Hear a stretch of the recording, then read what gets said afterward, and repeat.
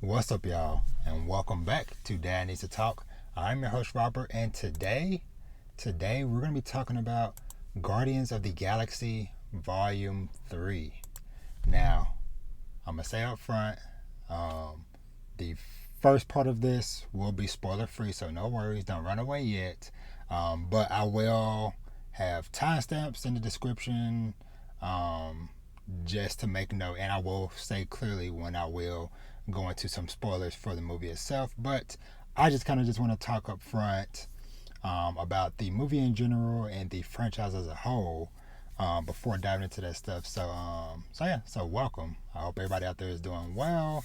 And y'all know here at Dad Needs to Talk, it's all about fatherhood and family, manga, anime, TV, movies, and video games. So, Guardians Volume 3, man. It is wild looking back that it has been almost 10 years since this trilogy started. Started back in August 2014 with Volume 1, and then Volume 2 was May 2017, and now here we are, May 2023. And just kind of reflecting, because before I was recording this, somebody made a post like, hey, 6-year anniversary for since the release of Volume 2, and I'm like, wow, has it really been that freaking long? Just because, like, for me personally, so much of my life has changed in these past 6 years, because May 2017 was a couple of months before I got married and 6 months before my son Vash was born. So yeah, but looking back at when this all started, I had never really even heard of Guardians of the Galaxy, had no clue for what any of this is, but looking back, I can say that I have thoroughly enjoyed this cast of characters and everything that they've been involved in. And even before I forget, I got to give a shout out to the Guardians of the Galaxy video game that came out a couple of years ago. If you've just recently watched Volume 3 or any of the Guardians movies and you're having an itch for more of these characters but a little bit different, then I highly recommend checking out this Guardians of the Galaxy video game. It ended up being one of my favorites that came out that year. Gameplay was super fun. They did a very great job on the story and stuff of all the respective characters. So I had to for sure give a shout out to that. But Guardians of the Galaxy. So going into this one with Volume 3, honestly, I didn't really have much expectations going in, because I know it's like, hey, anytime these characters are involved, I know at least it's going to be a fun time. We're going to have some great character moments with a nice mix of comedy to kind of break up some of the more serious moments and stuff that happened throughout. And this movie was no different in that aspect. Now, this one, I feel like with this one, the kind of like overall theme of this movie was kind of like understanding, getting to us as viewers, getting to understand these characters better, and a lot of them getting to understand each other better. And at the core and crux of all of this stuff was, of course, Rocket. And throughout the movies and stuff, we've kind of gotten hints and stuff to kind of like let us know, like, okay, this is Rocket's story, and like hints of like, okay, we know he was kind of maybe like tortured and stuff, experimented on and things of that nature, but actually kind of getting to see that stuff in this movie, it was definitely some tough moments, to watch, but they did a fantastic job of doing his backstory. And like I said, like the other characters, the rest of the team, side characters and stuff, were all still very enjoyable and stuff as well. As they go on their journey to try to help Rocket and things he was going through in this movie. Like I said, keeping it spoiler free for now. Uh, but all in all, I'll say that this, if this is potentially the last Guardians of the Galaxy movie, then I feel like these characters went out on a high note. As far as like where all the different characters and stuff were left at the end of this movie, I feel like it all made sense. It made sense why, this person went to this place, why that character went over there, and so on and so forth. And that just made me really happy. Definitely made me kind of tear up at the end, which I'll get into more description when I get into spoilers in a moment. But all in all, if you've enjoyed any of the past Guardians movies, then this is definitely a must watch. And like I said, especially knowing that this is probably the last, at least maybe like last titled Guardians of the Galaxy movie. They might still, I wouldn't be surprised these characters still, of course, might show up elsewhere within the MCU and other movies and shows and different stuff, whatever like that. But, I feel like that's kind of like the thing with getting involved in the MCU and stuff at this point of like, these actors and stuff are committing a lot of their life, a lot of their time to this franchise, because it's like, hey, like I said, the Guardians movies, there's only 3 of them, but they've been spread out across almost a decade. So yeah, it is just wild to think about, like I said, just that commitment and seeing who and where these characters were when this all started in 2014 to now in 2023, 9 years later, where a lot of them are, and some characters that were in the series along the way are no longer with us. But yeah, so all in all, great movie. Go watch. Let me see before I start diving into any spoiler stuff. So I'm just looking at my little notes real quick. Yeah, I think that's it as far as like the spoiler free stuff. So, like I said, if you haven't seen it, go watch it and then come back, to hear my thoughts on some more concrete details and stuff of the movie. And I guess the last thing I'll kind of point out too is like, the main villain of the movie, what's his name? What's he called? Is it the High Mind? I think he goes by the High Mind. Those of y'all watching the video version of this, this actor, who was also in Peacemaker, which he was a good actor and stuff there. So, but this guy being the kind of core main villain of the movie and stuff, and sometimes you just need a villain that there's no redemption for this person. It is like, no, this person is just pure evil, a pure butthole, and he needs to be dealt with because of things that he's done in the past. So, but yeah, so from the villain to, like I said, all the characters in between and all the side characters along the way. So yeah, so villain was good, like I said, and everybody else in between. So now we can jump into some spoilers and stuff for the movie. So, like I said, the crux of it is following Rocket and seeing everything from when he was an actual small, tiny baby raccoon to the character he is today. Man, that was some tough moments to watch. And especially, and I'm gonna be kind of like jumping around a little bit with my description because, of course, I'm not here to recap it beat for beat the whole movie. Just some highlight moments I just kind of want to talk about. But him finding this connection with these other animal creatures, Lila, Teeth, and Floor, was all in all just so sweet to see. But also very sad and tragic because I know we all could probably have hoped for a better end for these characters. Like, hey, maybe, just maybe somehow they escaped and they're living somewhere else in the galaxy. But it's like, sadly, no. The sad reality is that, you know, this main villain, like I said, I believe his name is the High Mind. Let me double check. The High Evolutionary. That's what he's called, High Evolutionary.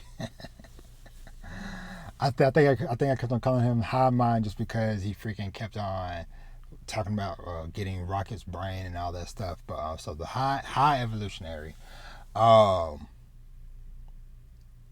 just with like that character's obsession with Rocket and everything, I knew he wasn't gonna let these other characters and stuff go. But yeah, that was just a very sad and tragic moment when, you know, slowly, and I like how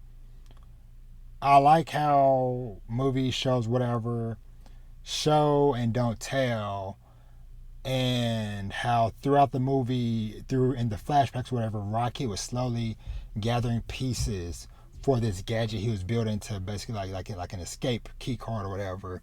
But I like how like throughout the movie we saw him like picking like little pieces and taking it away in his fur or whatever, and then later on, hey, he puts all these pieces together, make this gadget like, hey, let's go, we about to escape.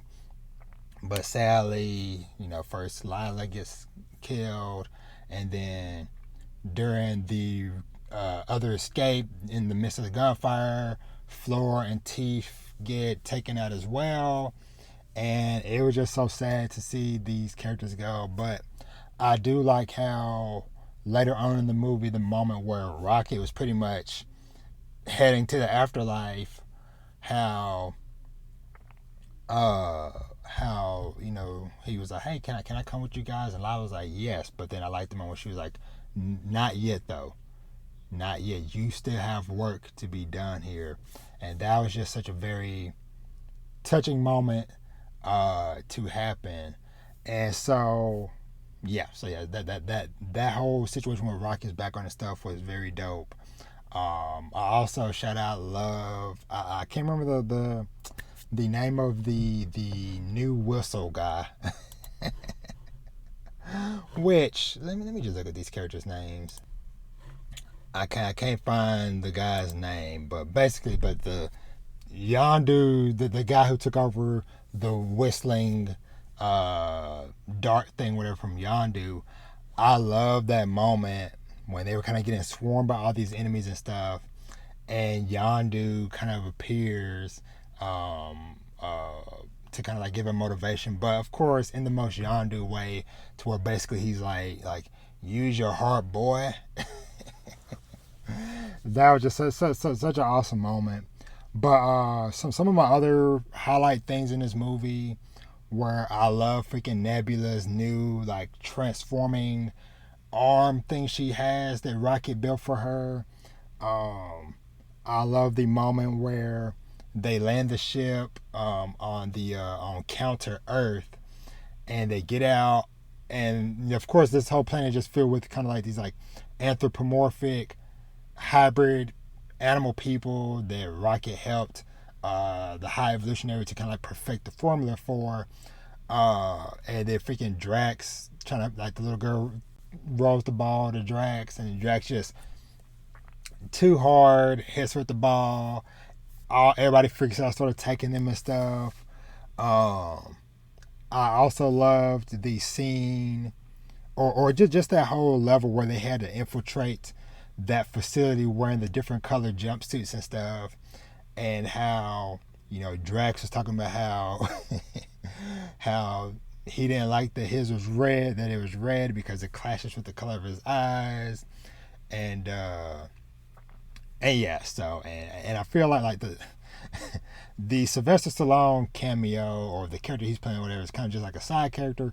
I don't see him being like a big thing going forward, but just kind of like, hey, Sylvester Stallone wants to be in the MCU somewhere. Sure, let's give him this lead mercenary role. But yeah, this movie is just filled with just so many golden moments along the way. Like I said, with that classic Guardians banter and humor and stuff. Um, so yeah, so the last thing I definitely want to touch on before I get ahead, because like I said, I want to kind of keep this short, and I don't need to do a beat for beat thing, but going back to the whole like all the characters understanding each other, I like how the Peter and Gamora stuff kind of wrapped up to where, you know, Gamora kind of came around on with Peter and the crew, whatever, by the end, and Peter also kind of learned to kind of like let go and not continue to try to force, you know, something that him and the other version of her had in the past. And yeah, that just that whole final sequence, which first of all, the freaking high evolutionary just torching everybody in his crew when they try to turn on him, because hey, he was so obsessed with rockets where he was like, hey, I don't care, y'all go bring him back or whatever. And like the one lady was like, no, we ain't supposed to do that, and they all turn their guns on him. I was like, he supposed to blast y'all away. And that's what he does. He just blasts everybody away and keeps it pushing. Honestly, for a moment, I thought that they were really going to kill off Peter, because like when he makes that jump and he misses it and like the little bit of debris pushes him back and his body starts icing over, I was like, oh, okay, so we're about to like start killing off characters and stuff for that. But no, Adam Warlock came through clutch, saved Peter and stuff. And while I'm speaking on Peter, like I said, just kind of just wrapping this up, and with how everybody kind of ends off, I like how, you know, Peter, because it's mentioned earlier in the movie, and Gamora kind of helps remind him with the family photo, but it's like them talking to him about, you still have family on Earth. It's like, yes, you might not have been back there since you were 8 years old, but you still have family there that might be concerned about you. And I love that the kind of way that they kind of transition this OG cast of Guardians characters as they get ready to usher in a new generation of them. So many of these characters do have personal things that they need to resolve and take care of. That kind of gives them a reason to kind of go off to other parts of the galaxy or go and do other things. And so I just loved Peter going back home and his grandfather there waiting to greet him, being like, hey, Pete, is that you? Because he hadn't seen him since he was freaking 8 years old. And that just like really warmed my heart. And then Mantis also going off with her 3 giant alien creature things, because she also has some self-discovery to go through and stuff as well. And I loved how Drax Batista, who has been one of my favorite characters in this series, and I also love how they did that character in the Guardians of the Galaxy game. It was just, it was such a beautiful moment when they I came out, I think it was Mantis had made mention that, you know, his purpose is, or he's meant to be a dad, because I love how when they were infiltrating the ship and they came across all these kids in cages, how, you know, Nebula, of course, she's learning or whatever, but she was, stop crying, stop there, just fussing at the kids, and they start crying or whatever. And then Drax, with the dad energy, which I love, comes through and he calms down the kids, and then he is even able to communicate with the kids, which was funny when Nebula was like, why didn't you say that you knew how to do this? And he was like, well, you didn't ask.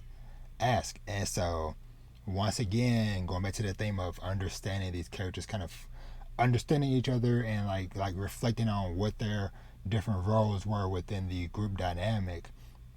I just really loved this moment for Drax. Like I said, just like him kind of getting to stay on this planet, help them rebuild, but also kind of help be there to be with the kids and stuff. And also shout out to the moment in the on the Counter Earth where Drax kept on trying to lay down on the couch. That was just such a fun moment. But I'm trying to think of what other thing. Of course, Gamora goes off to be back with the rebels, or I can't remember what their name is, but that faction of people.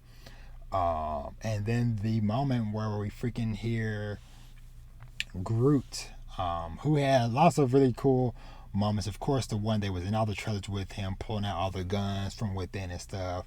But also, I love the freaking moment where him and Peter freaking just jump out the window of this ship taking off into space, and freaking Groot growing wood wings and like gliding them down to earth to the ground safely. But the moment where Groot actually verbalizes, "I love you guys," it caught me off guard. I was like, whoa. But I kind of looked into it a little bit more after the fact, and there was fan theories and stuff, and James Gunn himself confirmed it in a tweet that basically him speaking to where we can understand it was basically just like kind of like how Gamora, how basically like, hey, we're family now, and we understand Groot. And it's like, okay, he is speak. This is how he is actually saying stuff, whatever. Even though it's kind of like that running joke of like, I am Groot, I am Groot, Groot, Groot, Groot.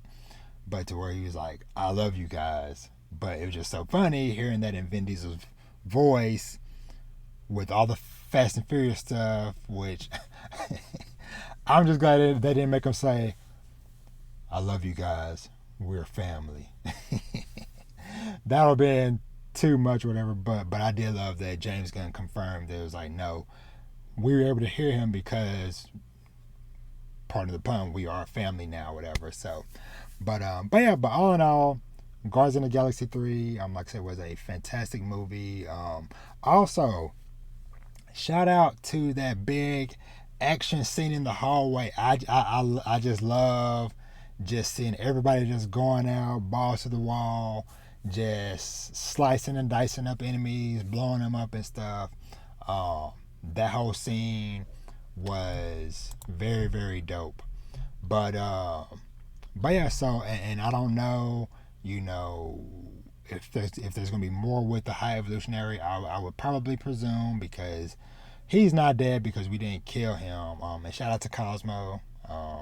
Loved Cosmo in the movie. Loved Cosmo in once again the Guardians game, which I'm gonna continue to shout out and show love to. But and also those of y'all watching the video version of this, I've had these posters cycling through. Like, shout out to these character posters that they did for the movie. I love this. I love all of them. This Gamora one I got on the screen now, but all of them are fantastic. That they did for all the for the cast of the characters. And there's a very dope image that they did at the end of the movie, which, oh well, I can't find it. But at the end of the movie, there was this very dope group photo with all of the cast of the Guardians and stuff. Whatever, was so freaking fantastic. And this poster here really just like symbolizes how this all wrapped up. Peter passed on the torch to now Rocket is the leader of the Guardians going forwards, where it's Rocket, Groot, the new whistle dude, Cosmo, and one of the kids. I can't remember who, but basically one of the kids, and Adam Warlock too. So this is a fitting way to kind of wrap this all up. But y'all let me know, what did y'all think of the movie? Y'all can find me everywhere at Danny to Talk, so feel free to hit me up on Twitter, Instagram. If you're watching the video version of this on YouTube, comment down below, and make sure y'all subscribe and all that fun stuff. And yeah, so from here, I'm looking forward to whatever is coming next. I believe Secret Invasion is next up, and then the Marvels is this fall. So, but I think Secret Invasion is the next thing that's coming. But either way, whatever it is, I will be there to watch it. But if this is the last time for a while, shout out to James Gunn and the MCU and the Guardians of the Galaxy. So yeah, with that being it, I'm gonna sign off here. Like I said, go play the Guardians of the Galaxy game. It is very awesome. Should be very cheap now because it's been a couple of years. But with that, I'm out. Y'all have an awesome day, and I'll catch y'all on the next one. Peace.